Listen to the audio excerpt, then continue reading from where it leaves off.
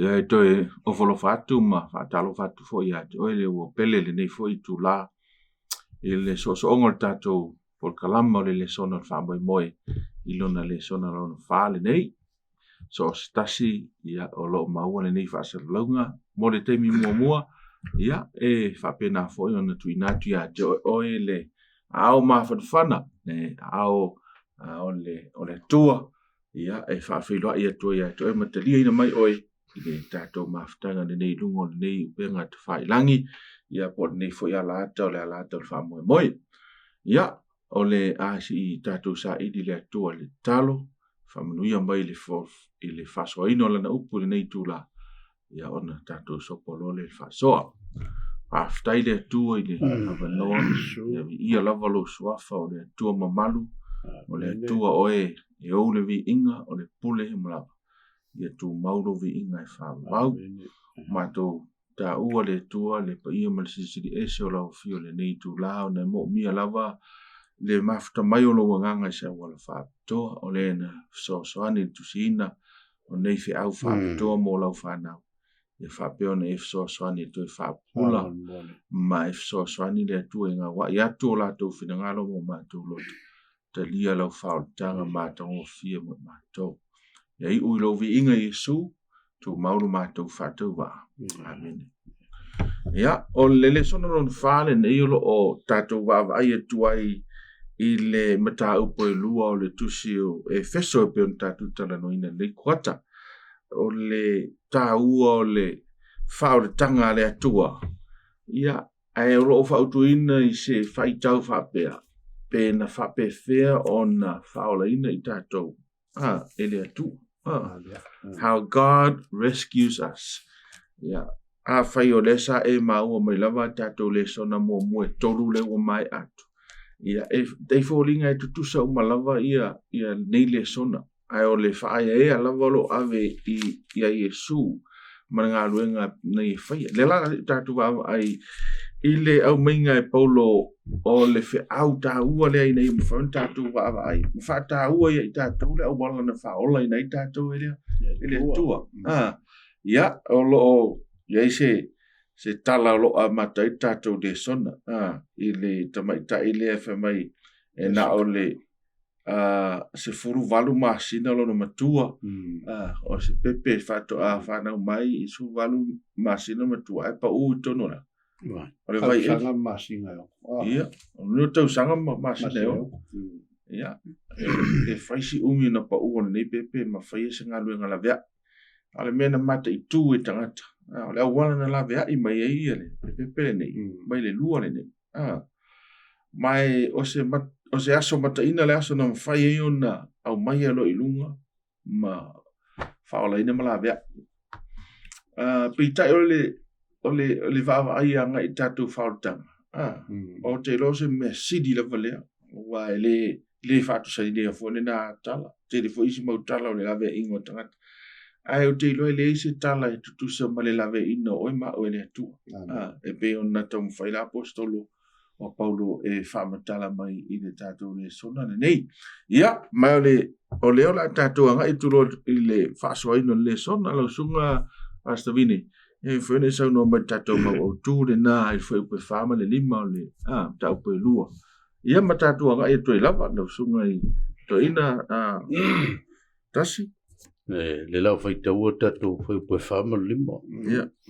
au le tua wa iai le whaula I o le alofa o no rona lava alofa tele le alofa mai ai ai tātou whai upe lima a oti lava I tātou ia mi o lea na whaola mai iai tātou whatasima kewisu o le alofa tū noa o whaola ina ai o tau e au te loe le toi tau whamtala ina ia whamtalanga o tuso e wheso e lua o lo tanoa ia po lo au ili an whamtala ina e paulo ia teimi o liwanga ma ngā ruenga whaia Yesu I o langa o tangata le toi tau whamtala me le apostolo le wala na la vea I mai ono le alofa whaulai le alofa te leo le tua e leo no se mea na whaia seisi o le alofa fua me o le tele ma le faulai o lona alofa tunoa na mafua ai ona ia la vea i mai le tangata mai a mio leanga woti mai o le oti o tangata i a mio leanga o le ua momoli a koe la apostolo Paulo le feau i tangata Efeso i lo lako liwanga ma le suinga o lako langa ma le tūlanga le ua manao le apostolo o koe foia mai oko i oko manga ko ngaku i le alofa o le akua le alofa o le akua e ke le na ia na vea i mai ai i autou mai le amio le anga le sa ko soifu ma o lai pole pole i se si famtalanga o le mai ngau ko woki le o le upule o tilongo winga ua le o ko ia se ma faufunga fale nganga ua saungi o le afango o le kangaka o ki lang sala ma faile amio le anga kusa e le isi son tau nunga o le o le fanu faumtia ave mer fam kalanga la poskolo Paulo o ko le autotono o Efeso o ku ko ma o faulo lang tuaile le wa ese mai o ko woki le amio le anga malang sala ai ongo le lo fatele faula i o le ku o le o ma fuai ongo ko lave le fa ko lo ka ko le so o le lo fala ve ai o le tu le wala ve i le ku tangata ia ele o se me fa fose o le mea nga plana le aku o koi lalor o mga kule koe fa fo i kanga le lau koe fa mga koe Efeso nga lango ku se mai mena wala vea i o koe le pe fula kako wala kako faiangi mele le ima kako se mai kui nga ngau le o langa kako le wa le singa winga le upua mio le mea o kui nga ngau ma mea le anga o tino ma mea le anga sa i o kako mawha o kako se mai asia o le lave inga le ku ele ke la o sau fai nga lango ia o le lofa o le upule nga fam kala inga nga luan ke le ku o le lofa o le tu fa ta tobe e tu le uba ya so lo sunga toina ele i tu langa le le fai upu mo o sfulun ta upu lua ai e fodi nga mai o na fai upu o lo fa matala mai ai o tātou na oti ma fase se sata si so no ia i le vaenga o na faita e si le vaenga ka ua le ngā ruenga la poskolo Paulo i Efeso ma koe whamangaku mai e Paulo i a Efeso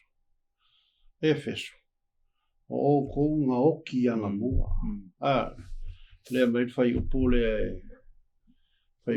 lima o kou o tau foi lava o e na o ti lava i lanto ia mio le anga umalava a le sala o leo whamanga koe Paulo i a Efeso e whaolinga mai la le kala le i a Efeso o Efeso sa iei mele pi whawhia mio kou a leo koe whamanga koe Paulo i a Efeso o kou ngā oki lava ia mio leanga maanga sala le mai fai upu le fia fai pule lusu lua ma fai mua mua mai o to foi lava o e na oti ia mio leanga maanga sala lua na o to sava valia ia na mua e tusa ma le tu ale neia lalolangi e tusa ma le tai o le au fai pule o le vanimo o leo koe whamanga koe Paulo i a Efeso. Lea mai e whamkaranga le whaile songa mai. O waenga ngai e tolu o le whaitau. O loo manino ma tāo whai le whaitau. O le Efeso lea mua. Pai mai waenga mua. Ua oti lava i tātou a o a mi o le anga kako. Ia, lua whai mai. Na ia whaola ina mai ai tātou whaatasima ma ke riso o le kolu o le alofa tūnua o whaole ngai kako a oki kako i o kako winga ma kako a mioreanga o le atua ngaia whaola kako e lei whaola inga kako e ses koe whamangaku ia Paulo o le akua nga whaola inga kako vaenga mulmuri hamai o le alofa tūnua o le akua o whaola ngai kako o longo winga e au mai fe au le mo kako ke manga ku ngaku ma fau o loko iai le whaolainga tātou i sa tātou wāmio le lei. Aina whaolaina i tātou pionga mai wa kua kauloko. A o le atua o lo o iai le whaulai o lo nā lopa tu no le whamai whai upu le sumato whamai. O tō foi sa oti ia mio le anga. Lo mala le kolu e ongo whai parua sumal kolu. O le oki o le kokongi leo o le anga sala. A o le hola e whaababau. O le mea fōwai fuaina mai lea i lea. E lea tua. O longa winga o se whiau whapikoa lea mo kākou. O le oki, o le kokongi o le anga sala. Ia kākou wa mi o le anga. Ai o le ola e whaababau. O le mea lenga fōwai mai Yesu. E ala i koe whakupa i o Yesu. Ma mai le maliwa Yesu e whaola i ngai ka. Kākou le mea le kākou fia ma oli oli. Ma whapikai lea kua. O le iai le whaola kanga. E whamwhai o le whaola i ngai kākou. Ma whamangalo i ngai a kākou. Anga sala le whamela ku. Na oti. Ma whaseina e saka. O ngā runga le saka i le whea kākou. O le whaseina o kākou. Ma au mai mea sei o kākou ma whawhau. Ia o ngā kupo e role o le whaare kongi o kākou kanga kai kokas. Se vaenga le whapopo e vai o kākou. Amaka o kākou. Ngā lau whaaftai. Ia tu sunga pine e sau whapopo e vai o mua le tatu whaso. Whafkai ai le vaenga le tatu le sona. Kuso le o le malusianga e lua malusianga ia i tono whaonga e te ampolo. O tui nongo lola. O isi malusianga o tū manga. I tau mwhai kakai e ua o isi tū manga o isi atunu. O kwa whapaupau a. Au whaonga la sa tani tū manga na e lolo i ai tangata ma fia i ma whawhau tangata. Ma fia i le amio. Le ambiolanga e pe voila o le mele le ve meia le famtalanga o le son o le sile mal sianga o le wa fitanga ta o mea o le lalu langi ke le yo le afianga ka ko me langi e pe la fata tainga ele ke fo ai mo me fa le kongu pe ser fa wa po la le ke fo ya ka ko va vai o wala yo fa nga i tangata o ke le anonga nonga fianga o kakous ele ngaka o kako mafau e o ai o tatou tino ke lele a fianga o ma losi ke kele ia o lo fa nga e sa kangi pionga ma fa le anga ngai ngaka ma fa se ki ai ngaka o nga wala ia ngaka fa nga me o lala o fa nga tu manga lu o isi o risi kai e mo ma lunga ile o langalu ai la lola fa kelisi Whakerisiang, o ngā velo leo nga nu e mua. E mun ai le whapele anga langa nu. O langa nu o le melele. Ai e mawalunga al whakerisi. Kerisiano. A le whamerka kule songa. O leisi ngā fianga, ma leisi ngā awala. E mawhainga kami mai ki apolo. E whaaleanga. Leisi ngā whaase. Whaase ngā ki apolo. Whafkai. E tā ua vanga leo no le tau whaile apostolo Paulo e a fo le vali le ata o le tuainga tūlanga i tātou. Tātou a i wang sala. Pēna ele Roma e tolu whai poi lusu ma tolu a. Sala tangatoma. A o ila i Efeso. O le ua tau mai e a whone e pānu. Awai i tātou i wa ai whalau te lele. Wham tau psisiri mene. Tātou umawanga sala. O le ungo tātou le. Leo ti lela it's the same thing. Pe almele le whamai Paulo almele o vai e tupi wa esir whamtaleina e Paulo. O leo ua tau mai whai e Paulo. Ma mafuanga e leo na isi mafuanga ni no tipe leo na e saunoa. O le au wala whawhanga i leanga sala. So e lua la au wala i o mai. O le au wala external dono winga o whawhu atu oi. Ele i o whamtaleina e Paulo i tangata i tutonu.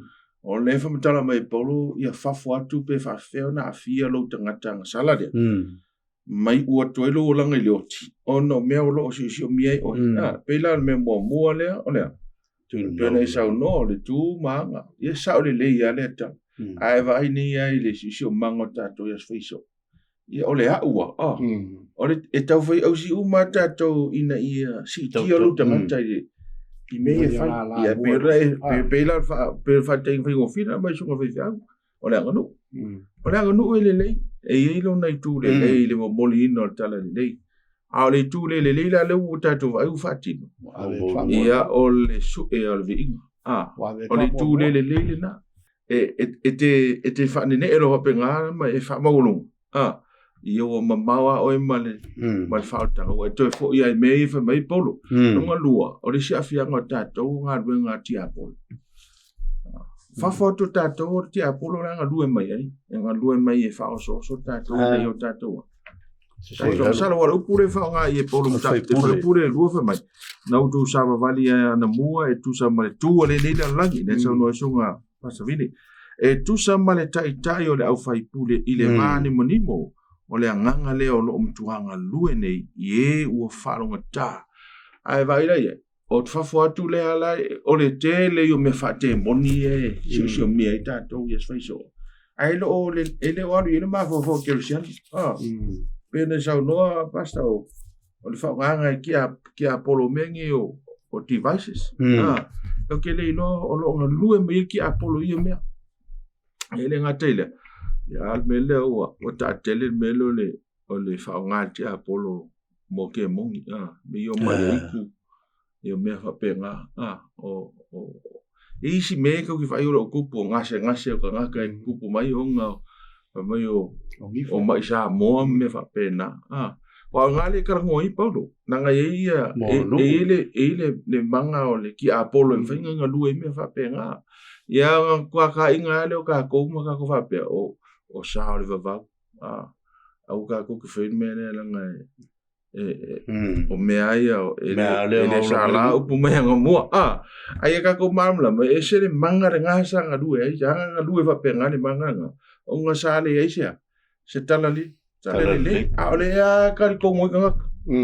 maka ka inga fa tanga to ta wa yu tato ma fo ina ye pu le tato e temon ele pu le nga ngole ku sa fa se nga sa ka me ne ta wo ka to mamla ma wa le titi tu se paulo la lo meia ono la sa tu si a Roma ole la u fa la utele ne paulo ya Efeso ai e veo se mamla ma anga mo tato ya awea tato ile lua malo lo si o meo tu manga masani ia ma winga fa te moni po o manga fa te apolo le o tanga te sa ilia tau la sema fai pele ia me fa pena exilio velo sungol mele len kupu Efeso ori e lo akuia e paulo la fai nga ruanga fa kaula ko ela ko kusi e kufa a menga o fa chawinga ka la e paulo ko singa me ka ka me sungus fa kaula o le awela ilo e paulo le kupu la langi kaimi o le foi la wa nga ya ka ku wa o me va ka ku e lo lo ku ai o e fa kaula e lo lo ku foi ka kongo ai me nga fa mai le sala ku me mo pe nga sa le yo le ainga ngi o e ya la ku ka man la ku va shangi so pisa i ku le lita tu fa so ila nga e ka expose ta to me o po li le ka vividi fa kasi ma me o le tato o langa is fa so mana tu tato mana tu mai ia ai le lo tato le te le o no na afianga ia ia tato ma tato fa na ma tato ainga ma me tu tupu le ngano e ala ka ko se ai vai lo ka ko lo le tu wa le ka ko su ma le so ma so le ke o le iloa le o le tua ma fa o ngā tonu ke viso ia kako fuafuanga ma kako mea fai kaimi ei o kele kako fa mua mea kako ke manga ngā o le le kapua inga ma au mai mea kako ke loa e kakau o fai le kapua inga a wa manga o mia o le nganga pa ia o le akua e fai pere le ia ole winga la nga le fa se inga ka ko menge pe on kusi paulo nga ba ai paulo fa longa ai paulo le mere le kupu le kalesia le ran ko ya mai paulo le fe au la paka o ko nga oki o nga ko wa mi ole al mere le ai paulo o la fa kingo ko le kalesia ale ka fa ma ko paulo ali o me ko fa mo o le unga ya oki me ngale fa ngai paulo le ngana fatusa o tu sa va di auto tanga tau ai sia ele o kala ngo paulo ka ka oki ai lo kala ngo paulo ile unga le mele le ka mi oi ko ke whaia mga ruenga ngā ole. O le wha vi whaingo ka koanga ngu ko ke ai mo ki vai lai a kua ngā mea ngai sue vi inga. Ko ke o I whakaulai ku mo whakinga mo ku kalkongu I kalkongunga whaasa mo ia so ia ma mea ia o mea o le vavau. Whai mai Paulo, whai o e ke siango leo e ka lia Iesu mo le whaulai o no ngā lofu. Ai kalkongu fo I ngā mea. Rongo winga, o la eke eke hoki. O lo I unga o lea. O le oki le kara ngoi Paulo le whaafangonga e whaavavau. Rongo winga. E manga o mia ka kou le fuli whao. E makua sui I ka lia le whalukanga ia inga mai e. E Iesu, so o I le la vea I mai tātou e Iesu. E kongo ese mai ka kou. Kumanga. E kongo ese mai tātou mai mea ia. Ia ai tātou ngā ia tu I le whaoltanga. Te le whamtala pēr tā ua le tātou. Leo la tātou me ia tu vanga tua. I le isi vaenga. Ia. Whamai sā whaasese ina pēn whaapua oa lau wa ai. I tuina nau. Tātou lawa tuina nau. So le lau mei mai whafo. Wa o whafo ranga karangoa. O mei mai rola I kukongu I kuingaunga. I le wheso nā whai poe tolu si tano ala si tat whai tau whai poe tolu na watu noa lau sunga pasta. O tātou foi nā mio whaatasi tātou umalawa mai lātou ana mua. Ina ua tātou no nofo I tuina nau o tātou tino. Nā whaia foi e tātou o mea na roto I ai le tino a toa ma le mawhau. Nā whanau mai foi tātou o le whanaunga a le tosa. Whapei o isi a toa foi. Ia, leo mei mai tot. ke lo leo a tautar sa a Paulo e whakaukanga ka le kou. O ngō le whianga la iai ve mai Paulo. Ia le sa kou ioa sa au kou ese mai I tuina nau o tino al mele a e kupu I lau wawaia. O le a whia ka kou I le whasenga le. Ua I le ngaka ua a whia o ka kou kingu. A le a whia mo ka kou mawhauwhau. I mea ia. E pēla al whakaikainga. A whai pēla ukala e whakaikai. O lota. Mana ngāwa. Kauri o ose mai. Wa lupsawa me o ose loka mana ngāwa. A ngā vele a whia o le mawhauwhau o le whingere. I mea le sa ola I o. Wa koe leanga waku. E le I whape le I whalongo ia la wālota le laptainga. Ngā waku le angit. Ngā waku le laptainga. Le walu ese mai. Ai ka luela ngā lai o la ola ile. I longa mawhauwhau. Mea lai o. O la lai alu ese mai. Ala wa a whia le mawhauwhau. O lai tuina nau I le mawhauwhau. La ngō ke unga tino. Lai mo I ke unga tino. Mea lai le whai mai Paulo. Le lai ko ke o mai. A o le e ko ke mai ia le tuina nau o tau tino. Wa whia I moko mawhauwhau. O le mea lai whafsanga I moko. O le koa. O le tosa. O le tosa o le koa. Pea o ai kou lea. Le mawhainga vese mai. Langa mawhainga vese mai laulangi. Ai o lai mea lea. Al tino. Kai pe ia la le mea lea. Kai pe vela kalanga le findele. Wa vese mai mea laulangi. Ai langa o lai ngofo le mawhauwhau.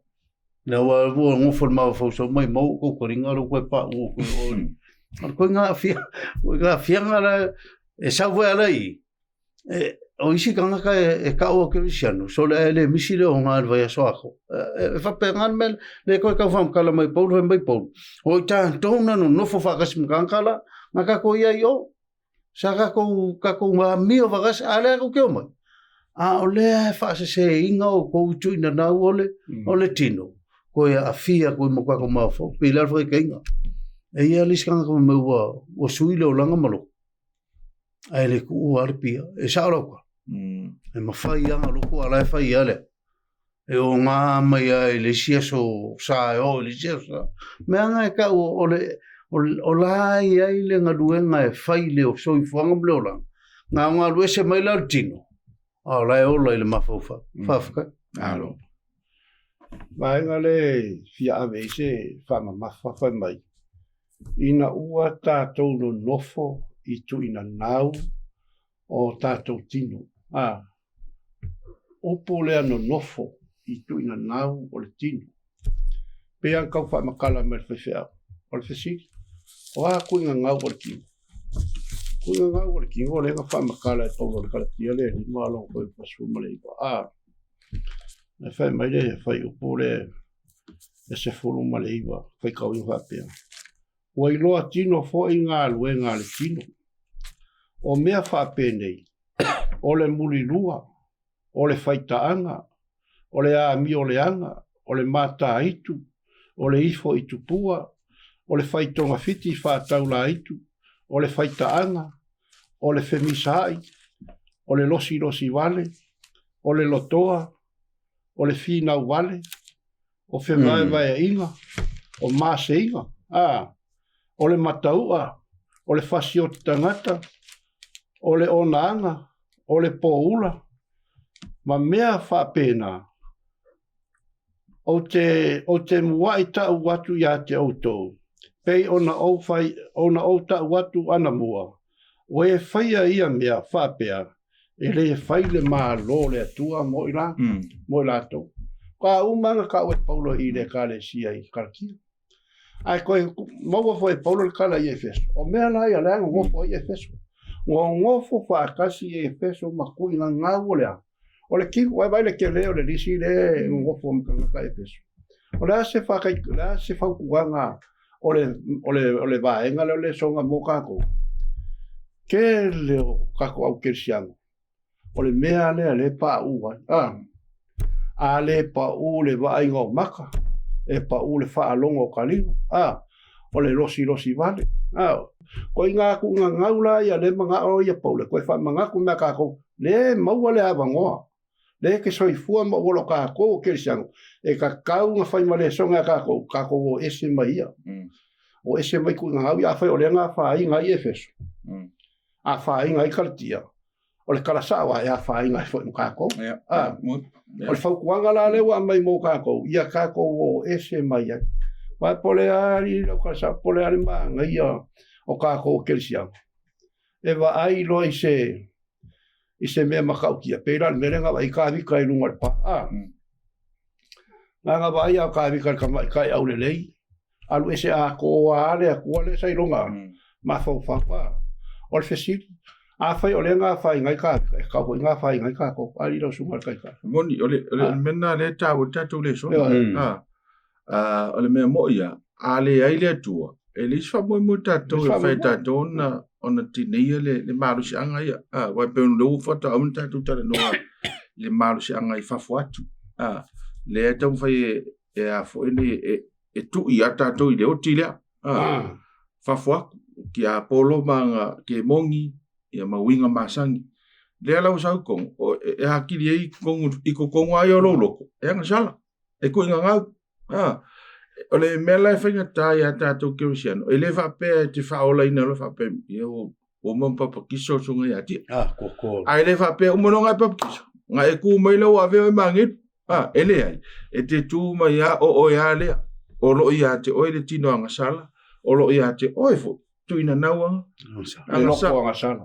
O lai a te oe tuina nau ia. Ale mela le tala no ia paulo. E alanga vali mai whapea paulo. Vai. O oe aia kui ngā wangsan, anga nei lea kua. E oki oe, a lea la ua iei lea. Lea ua iei le vai fofo, lea le vai fofo. O ie su ma le mana o lona toi.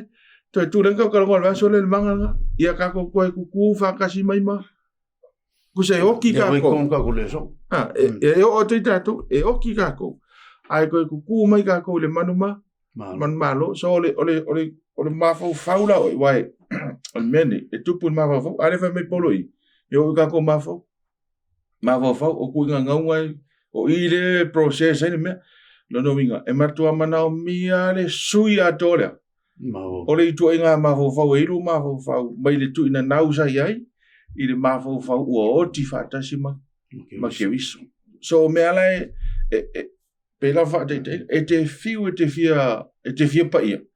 Ai koe foi o kwale fale e ke kau kala ni masangi ngai kau kala ai do ku ngau ke kau kala fia sili ke kau kala fa vivi ele se me suia ai la tu foi fale te mata ia ta sai masani e mata ole mantu ole aka e o aka ma menga o me fa fo o lo mavo fo e faia le filinga e sausa ka ngi fai fa so a o e fai fifini wa e ka lua i o lai malosi i to tono le dot e le ma fai la bona e manuma le ala fai mai paulo a fai o lo langa e fa malia ro ku nga so e oki me nga le se fa ma pesia Sa ngome. ka ko wa nga ka ko le so o le mafua anga nga le nga makua kau mai la poskolo i o ka ko ka ngaka kai kokas awang i ka ko koe ngofo i ku nga ngau o ka ko ki ale nga lau mai i ku ngau ki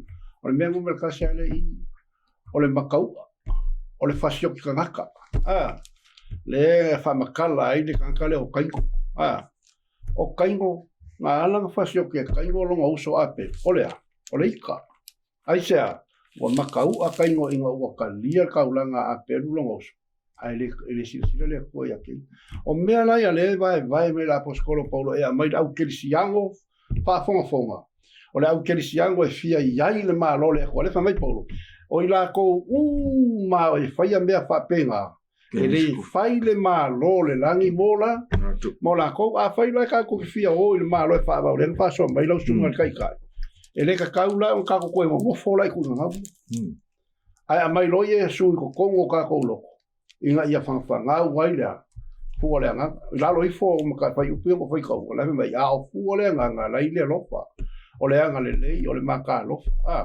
ma o inga ka mai ia ka ko ele tu ai o ngal fea wa ka kau ia ka ko o su ia o langa i ka ko kia ele nga ka ko fa ma kala ma ka ko fa i loa ma ka wa ia ka ko so i fu ma o la o kala le nga le nga o le ku ia ka ko ia le nga ka ko lo le kala le ia ka ko sa va ko mo la le kala le ma ri ke e vai ka o le mau le fai o vai nga le langa le mai kon ko le son ya mo pete mo su fa ia pei o fa na nga wai aua ne i fa tu saina o tou e o tou yo tou tu na nau tu ai a o va le o tou o le lap tainga le o me peke mai peke ria pei o ko fa na wai yo ko nga wai me le wai e o ngi pei o ko fa au ke me o va le ia ko nga wai tu na ngo vinga e ia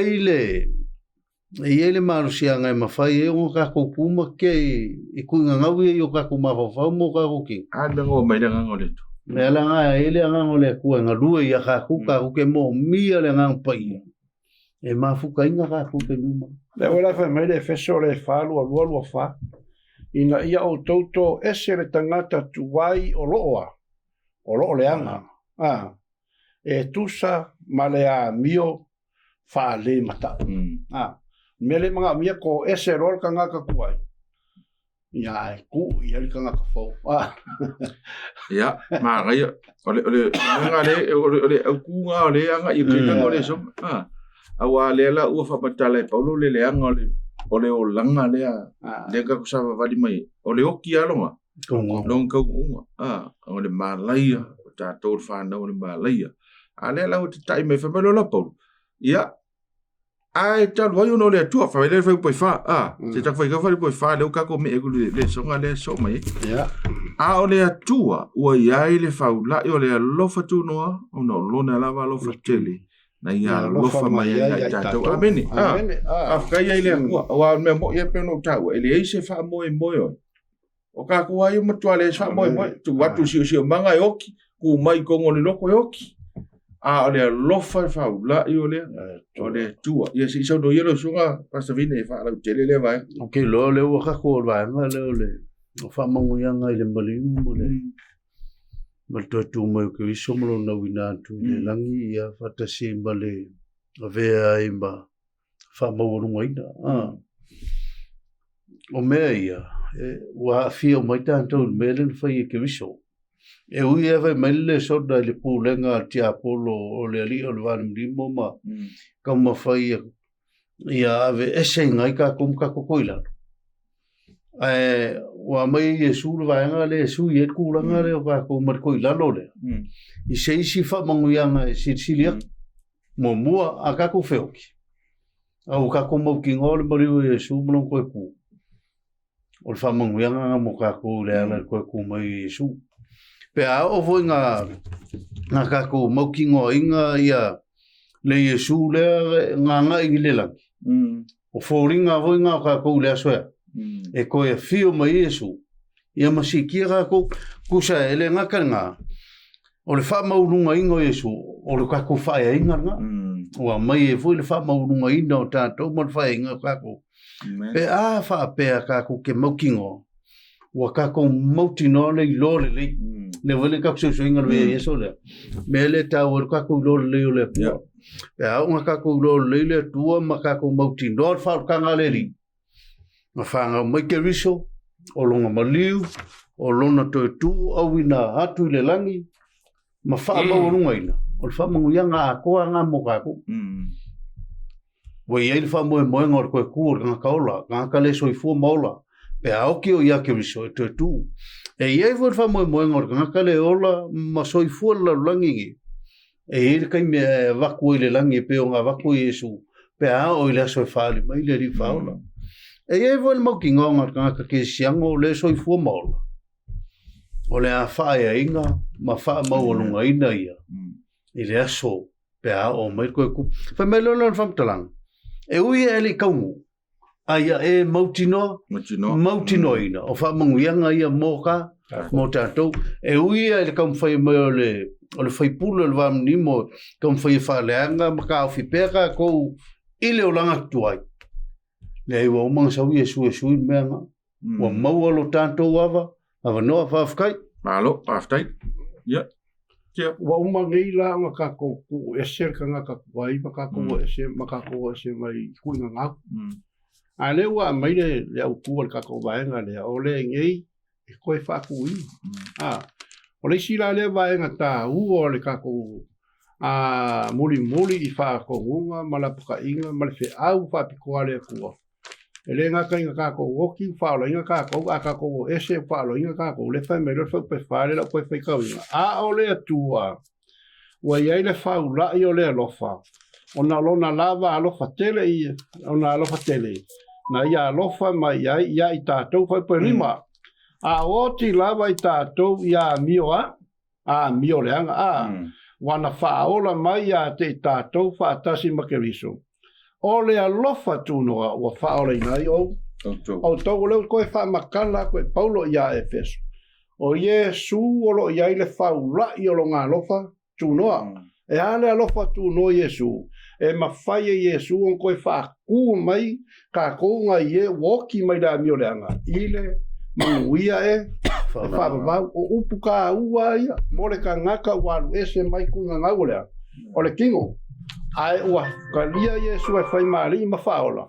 Ma a vea i roka ko o ka ngaka e maukingoa e koe kuku i le ola e whaapau. Leu koe ave Paulo ka ngaka i le a poinge i a Yesu. Pea kako ese mai kunga ngau o kako kingo. Ma ewa mai vaenga le songa e kolu a vaenga. O le koe kuku whaakasi ma Yesu. E langa inga whaakasi ma keviso. Pai mai role vaenga e ngofo whaatasi ma keviso i le nofo ali. O le langi o vaenga ka ua i o le soifuanga ma le ola whakerisiano. Pe a kako makuwaku inga aku kako. E ala le taita inga le angangapa. Pa ia e le mawhai on tātou maua nei vaenga ma whaamurianga tere nei. Pe a whai e tū ale vai resi piko, kūre si vai resi piko. Ion kako o whaale o lua e lo longo vinga. E le eisa kako o memo. Se whaamurianga le mo lau sungal kai, sungal whawhenga inga. Ia me se fo kako maaro so fo fa fo ma. Pa ile so tai tato le sona nei man le sona le mavai. Ile manna o Yesu na mafaiuna. Tinei ai me uma. Pensa no foi do sunga ile te monima manga no lo fai e nganga le anga. E o lo vai ngana. O tinei o me. O tinei au mai ile malu si anga lea o le li faola wai le ngate te soifua i faola. Al te mile ua toi tū man malo ia. Yesu. Ia ke viso mai tū ngā so ele i eise mana o le te apolo mwhaintao fio fie Yesu mai le toi tū man malo mai i le tū ngā mau mai mana tū ala nimi o le whātusa o le whātusa toi tū Yesu. O le man malo na o tātou. Na ena e linfa mai ka te luwhai pa rua sfuru o le toi. O whātuini wai.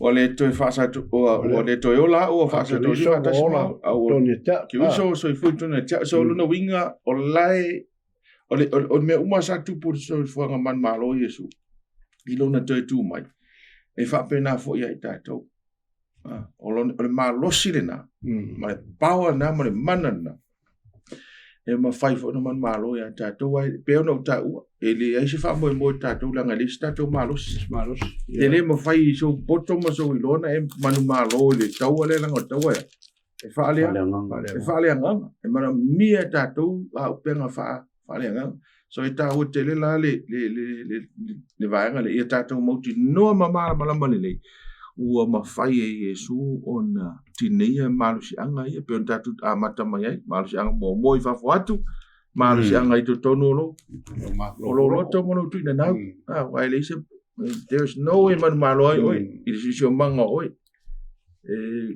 e ma kwa malo lo sia me va ngal ki apol kai lui i lu sunga wai ka ko na so malo e lu inga me so orang bang malo ila kau sami le sime e fale yang ilo ma ko fa usi nga me fa nga me kia malo ko sam no ku nga ngau de ai bang malo fa ai bang malo fa long bang malo lo fia kangaka o me uma ye ke kau mo ya so uma o lo vai ko ile me ya fia ilo ma fa vai de me fia lo ma fa ai a fai ne lau tato mala o manu malo yesu ya Tako kere koe. O le whātua tuala na le mana mia piu lungo lo i lo me i o whai mai paulo. Ia, nā kato me ia tui le vaenga le lau whamanuia i tātou. E whawawau i le alofa tu no. E whawawau e ala i le alofa tu no le tua. Si tano mai alo sunga, sunga pasta po le ale o bingo na vaenga.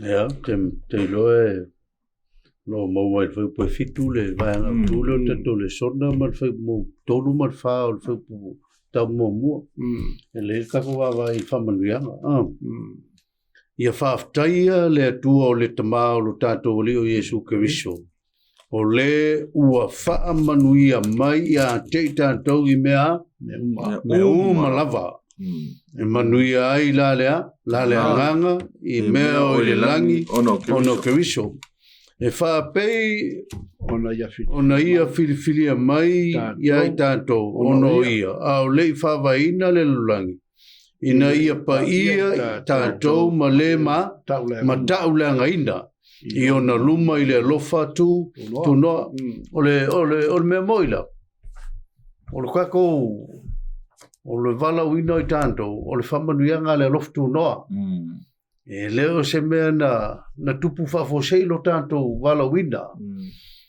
Le si vaenga le tau whamatalaina mai tātou le sona whai mai o le whamanuianga le tua le na o sina mea whamanuia mai le li. Ma whamanuia mai le kua ia tātou mea umalawa. Ai o le tangata lava ia. Ua mafua i ona le leila. Whaunga aina o whamanuianga lea, a lea tua. Awe me u whamanuia mai lea tua i mea umalawa, e o lava i lea nganga o tangata. E whamanuia mai lea tua, lon loto e ala i whamanuianga lea nganga pa, lea nganga pa ia, whamai lea whamtaranga. O ia whamanuianga, e lea wala mai seisi. Nga mafua kako maua. Maua mai a Yesu. Maua mai sea. Maua mai e ala i lea lofa tu no ua filifilia i kako. E a vea i tātou manisi o le langi. Ma leo lai whawau, o monga lea le tua mo tātou. Ma leo lai poe whiko le, o le whesoe lua, o le mtau poe lua. Ina ia whalia i tupulanga atali. Le sili ese whaulai o lona lofa tu noa. I le anga le mai a te tātou ia ke viso Yesu. O le whiwhiringa le akua i kangaka. E ka kaunga whaafka i kangaka i le whiwhilia e le tua tangata e vea ma ona tangata e vemel whamkalanga. O le whaulai o le aloko o le wala mai a ia ke viso Yesu via le li. Pe a fua i o kakuolanga. I reo kakungaka le ele te servo ele kaunga nga maua ka ko fa mungianga le ele ka kaunga vel fa mungianga le o se me ka ko E kaua nga aver ngaka le lei pe ava pe fu le lei. Ai le masisi. Ele lei numor sit fanga le ku. Le ki ava merka ko le ngala ku ya Yesu. Le awa le a mes le sis le o. Ele ya se le. Tasi lava le. Nga o lo tamai fe. O le lang. Ai fa fkaila ya Yesu la le. Le o ia fa manguia mai ka ku sale ka ku manguia. Ia au si kai me. E mai supe ala kala fa mo mo is kai mi la fa manguia mai le ku. Ai se fa nga. Le lenga fa nga ida manguia o le tu fa fka. Ba ngai ke. Alo fa fa tore le nga moli e Paulo. Efeso. Mea manka pe nga Yesu mo lo fa lo kanga ma lo fa lo kanga. O le mea la ka nga fa ye ka ko pe fa ko mo ki wa. Fa ka. Kusia Paulo i longa pe pare nga o Timoteo o na aso e nga kai. O le ai e lea. Le fakai. A ka ko mai ka winga la le valo anga nga i le kai mingi ka ko soifua maola. Wa ka ko soifua maola le au kirisiano wale isianga nga fakai. Kele meo le fakai mai a kia u le fakai aku ya kia ulu ka ko kanga. A wa sininga le fakai le akua ongo fa mangu yanga le akua le amai. Famangu yanga le kua le vai fa le king ai silo famangu yanga le kua ko ya ka ko le fa me fa fi fa ulai o le alofa tu no ele mo le kaiminga o Paulo ma Efeso ai fa mai kupulanga kali longo vinga o le yo o mai le so famangu yanga le ka ko mangu ya a fa pe nga ka ya Efeso to la me ka kala ngoi fo la nga ka ya Efeso famangu a le akale nga o le tua.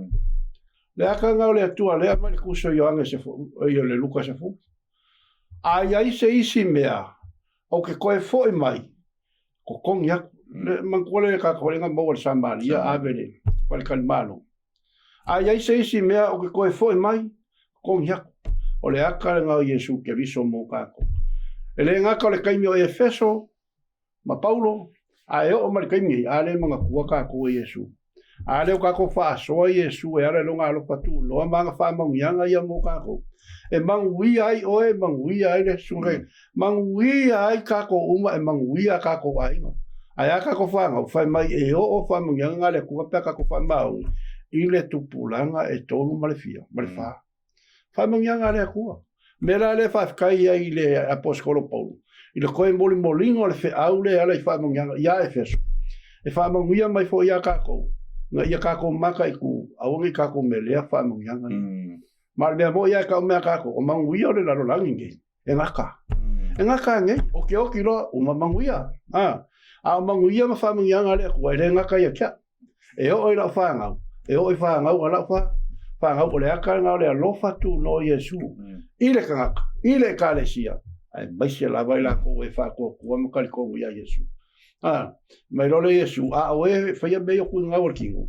e le faia le ma lo le ku o la ko o e la faia e faia ma lo Yesu le ma ka yo lo suma lima ka le fa ko ko na lo suma le au le ie ma le fa ma u fa le mai le fi o lo wali o le menga le ma ku ma ka ye le fa mo yanga le o le kai me fe kala mai Yesu ya ka ko saka ko fa maongi meki ki ko fia ka ko e pole meke lo fa fta ke lo uma ye lo fa so on ka ko me lo la il va ngol modi le Efeso e lua ia o le fe valu mar sfut le o la fa i o tatu fa so se tatu fi tau ye o wa le lo tu no na fa i na to il fa tu e mai ya to foi le le mea o fo ina mai e le atua e le ono ngā luenga ina nei mita se tasi a wā o lana lava ngā luenga i tātou na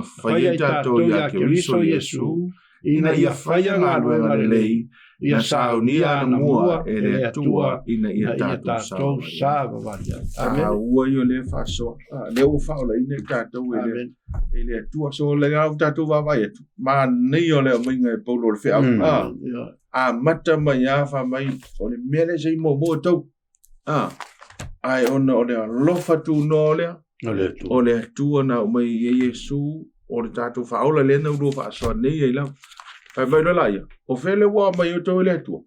Le o I ua faola ina nei o to so tatu va vai nei la. O le te le o se le mata o firunga luenga o faotanga le tu. Le mele pensau no so o le via. Ele ma se so tatu ya nga va. Wa le ia ma se.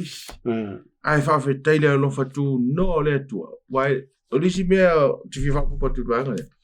O le lo fatu no le tu e tu sai le ise ele ise mafuanga. Ise mafuanga.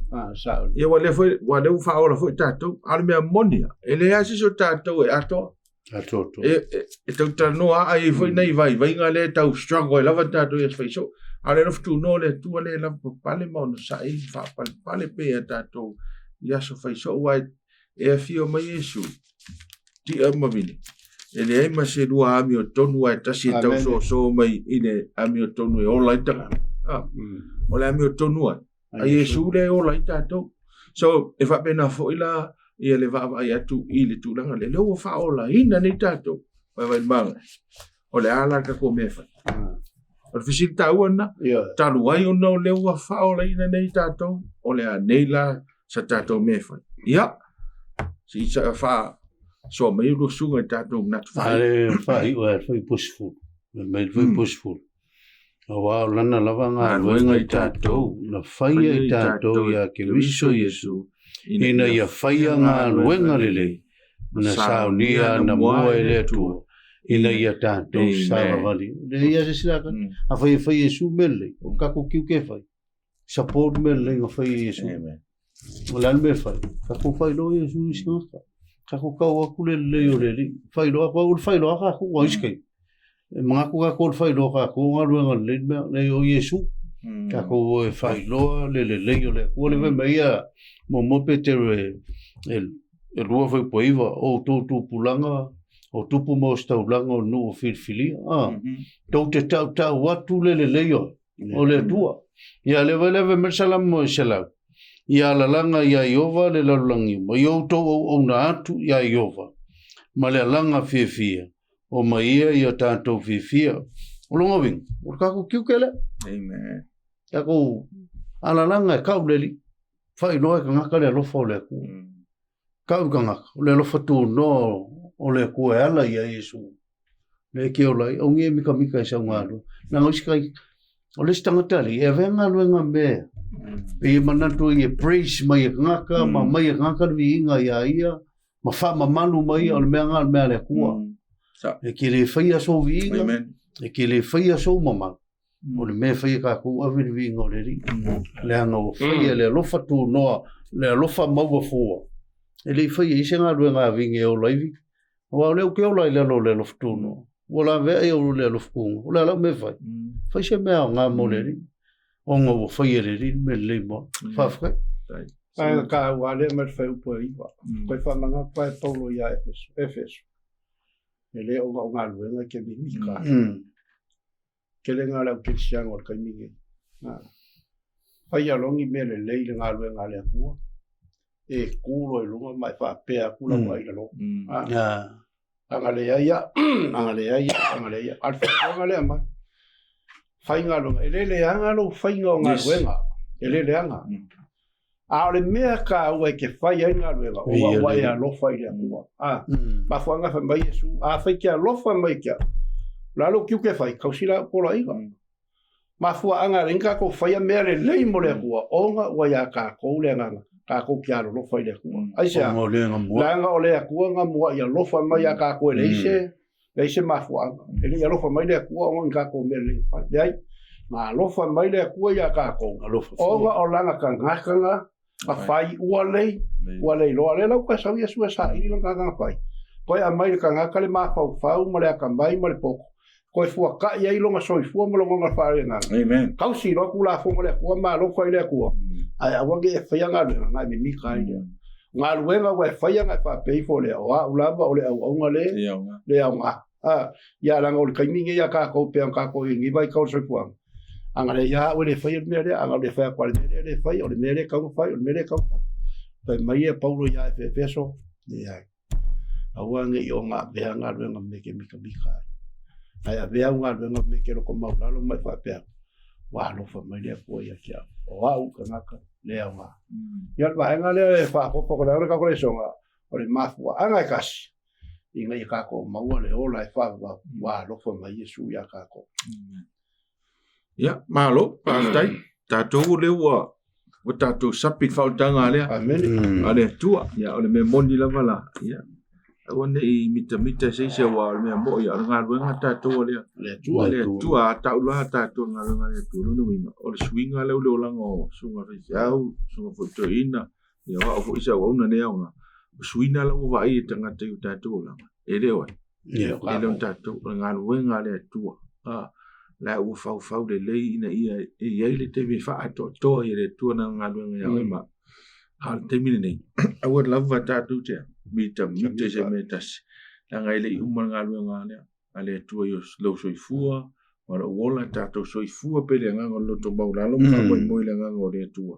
la nga luele tu sui oi I se stanga te siriatu oi tae au nei lo ne ya tili ona e folinga pe ya ki wiso ya ma fa ato ile tu la nga lo fa tanga ya oi ya fa ma mai le tu te le lo ya te oi le wo ya te la va ya fa so ma ona le tu ya o se fa ma ya nga lo la va ya nga le ne foi fa so ya le tato le sona lo na fa le nei kwata awone ingalo ya te oi a fa pele e sa le sona ia ona e so tai mele no mera ono I vai fa tolu valu po o America po o Australia po New Zealand po Samoa le te fa fonga mai mo mai o te pole mo la vala le sona ina ia tato fa so fa tasi le sona le nei ia I vai aso tai tasi o lo tau fa ia vatu tato fe au le nei ai mo le tai mi nei fa manu ia tele le tua fa so I fuina o le au fa tato talo